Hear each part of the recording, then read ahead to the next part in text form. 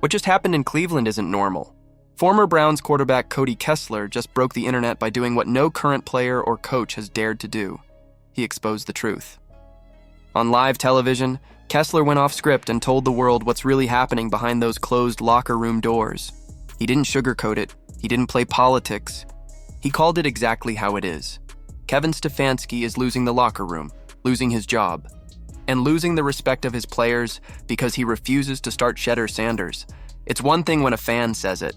It's another when a former NFL quarterback, someone who's been in that building, says it with fire in his voice and frustration in his tone.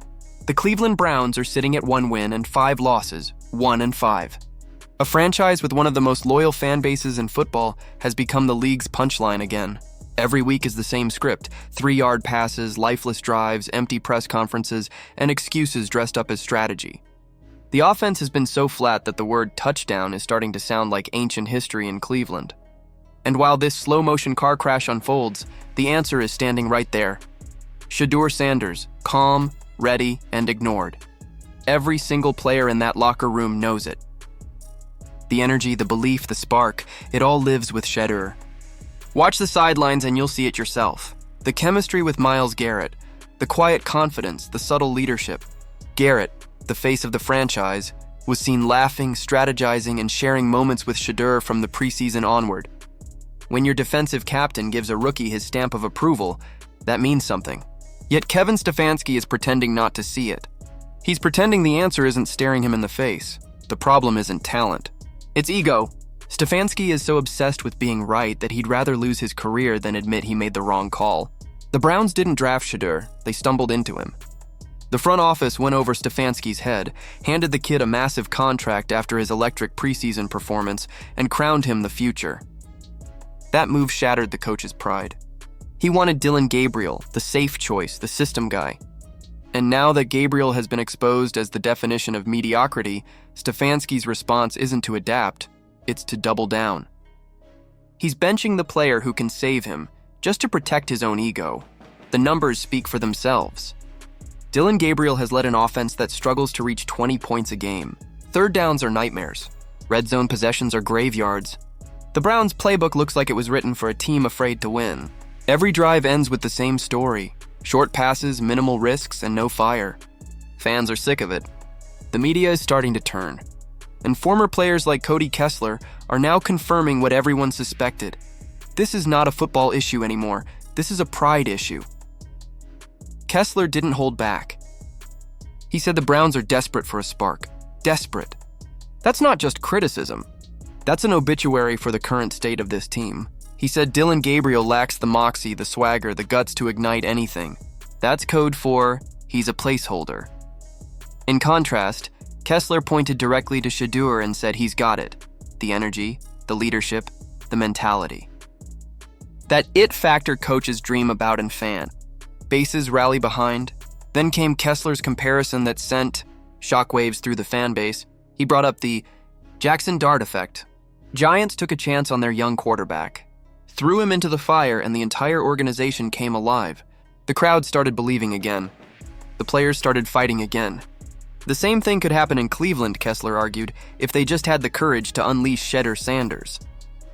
Even if he makes mistakes, even if he throws interceptions, it doesn't matter, because at least the team would be alive again.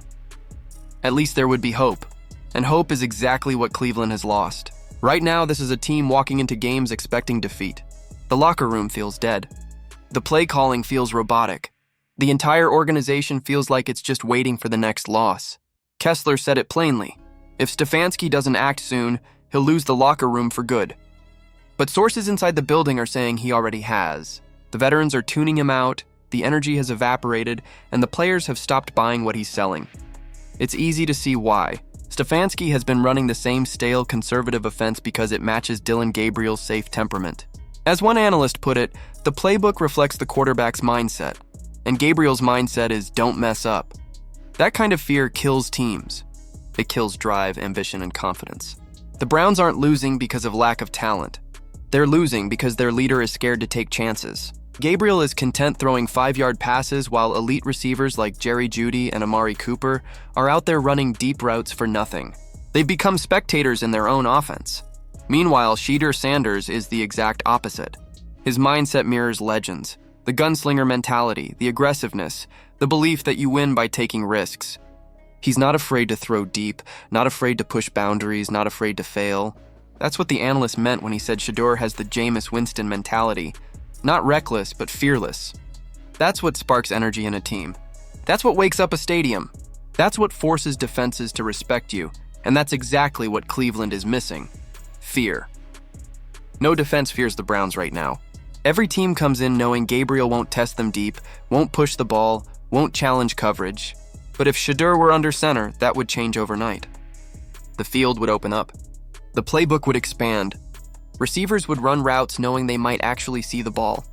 Defenses would finally have to prepare for something unpredictable. The Browns would become dangerous again, but Stefanski refuses to see it. His stubbornness has become his downfall. He's willing to drag this franchise into the ground just to prove his point.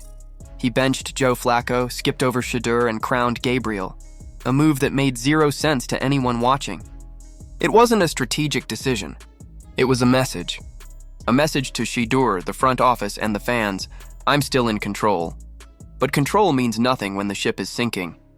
And right now, Kevin Stefanski is the captain of a sinking ship. The whispers have already started.